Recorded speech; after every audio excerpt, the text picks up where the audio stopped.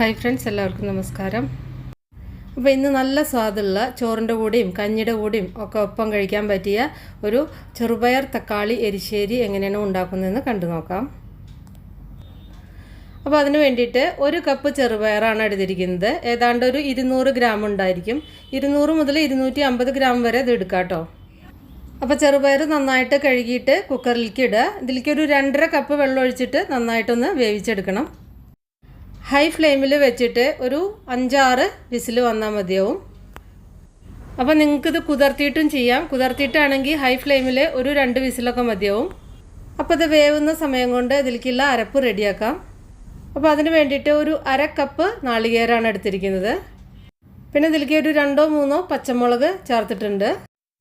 പിന്നെ ഒരു നുള്ള് ചെറിയ ജീരകമാണ് ചേർത്തിരിക്കുന്നത്. പിന്നെ ഇതിലേക്ക് 2 ചെറിയ വെളുത്തുള്ളിയാണ് ചേർത്തിരിക്കുന്നത്. ഇനിയിപ്പോൾ നിങ്ങൾക്ക് അധികം ടേസ്റ്റ് ഇഷ്ടമല്ലെങ്കിൽ ഒന്നായാലും മതി. പിന്നെ ഇതിലേക്ക് ഒരു 1/4 ടീസ്പൂൺ മഞ്ഞൾപ്പൊടിയാണ് ചേർക്കുന്നത്. ഇനി ഇതിലേക്ക് ചെറിയ ഉള്ളിയാണ് ചേർക്കുന്നത്. ഒരു 5-6 ചെറിയ ഉള്ളി കൂടി ചേർക്കുക. എന്നിട്ട് ഇതൊരു തരിതരിപ്പായിട്ട് അരച്ചെടുക്കുക. നിങ്ങൾക്ക് ഫൈനാക്കിയിട്ട് അരച്ചെടുക്കണമെങ്കിൽ അങ്ങനെ അരച്ചെടുക്കാം. ഞാനിപ്പോൾ ചെറിയൊരു തരിതരിപ്പായിട്ടാണ് അരച്ചെടുക്കുന്നത്. ഇപ്പോൾ ഇതാ പയറൊക്കെ വെന്ത് കഴിഞ്ഞിട്ടുണ്ട്. പാകത്തിന് വെന്തിട്ടുണ്ട്. വെന്ത് കുഴഞ്ഞു പോയിട്ടൊന്നുമില്ല. നല്ല കറക്റ്റായിട്ട് ആ ഷേപ്പിൽ തന്നെ നന്നായിട്ട് വെന്തിട്ടുണ്ട്.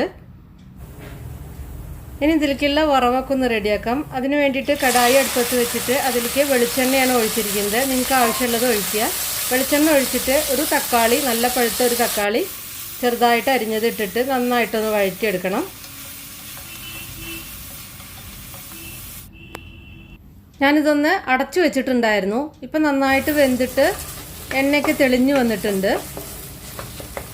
ഇതിലേക്ക് ഇനി വേവിച്ച ചെറുപയറും കൂടി ചേർത്തിട്ട് നന്നായിട്ടൊന്ന് മിക്സ് ചെയ്യുക.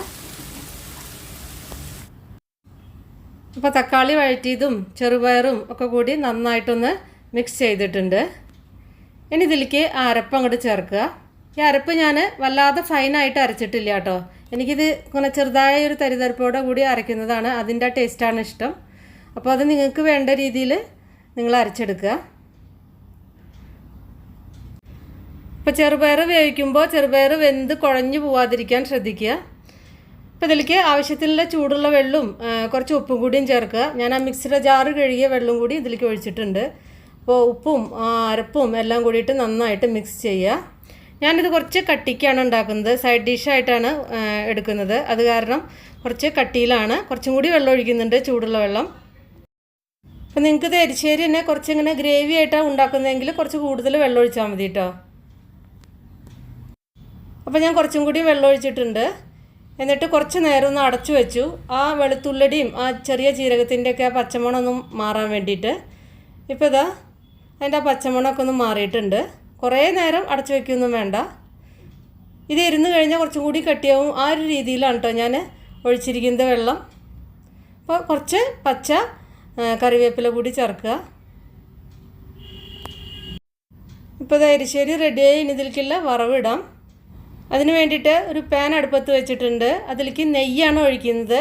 ഇത് നെയ്യിൽ വറവിടുമ്പോൾ ഒരു പ്രത്യേക രുചിയാണത്. പ്രത്യേകിച്ച് പരിപ്പ് വർഗ്ഗങ്ങളിലൊക്കെ നെയ്യ് ചേർക്കുമ്പോൾ ഒരു പ്രത്യേക ടേസ്റ്റുമാണ്. വയറിനൊക്കെ നല്ലതാണ്. നെയ്യ് ഒരു 1-2 ടേബിൾ സ്പൂൺ ചേർക്കാം. കൂടുതൽ ചേർത്താൽ അത്രയും രുചിയാണ്. അപ്പോൾ നിങ്ങൾക്ക് നെയ്യ് ഇഷ്ടമില്ലെങ്കിൽ മാത്രം വെളിച്ചെണ്ണ ഉപയോഗിച്ചാൽ മതി. നെയ്യ് ചൂടായി വരുമ്പോൾ ഇതിലേക്ക് 1 ടീസ്പൂൺ കടുക് ചേർത്ത് പൊട്ടിക്കുക. കടുക് പൊട്ടി വന്ന ഫ്ലെയിം ഓഫ് ചെയ്തതിൻ്റെ ശേഷം ഉണക്കമുളകും അതുപോലെ തന്നെ കറിവേപ്പിലയും കൂടി ചേർക്കുക. അപ്പോൾ ഇത്രയേ ഉള്ളൂ. അതിനി കറിയിലേക്ക് ചേർത്താൽ മാത്രം മതി. അപ്പോൾ അത് കറിയിലേക്ക് ഒഴിച്ചിട്ട് നന്നായിട്ടൊന്ന് മിക്സ് ചെയ്യുക. എന്നിട്ട് കുറച്ച് നേരം ഒന്ന് അടച്ചു വയ്ക്കുക. അതിൻ്റെ ഫ്ലേവറൊക്കെ ഒന്ന് കറിയിലേക്ക് നന്നായിട്ടൊന്ന് പിടിക്കണം. അതിന് വേണ്ടിയിട്ട് കുറച്ച് നേരം അടച്ചു വയ്ക്കണം.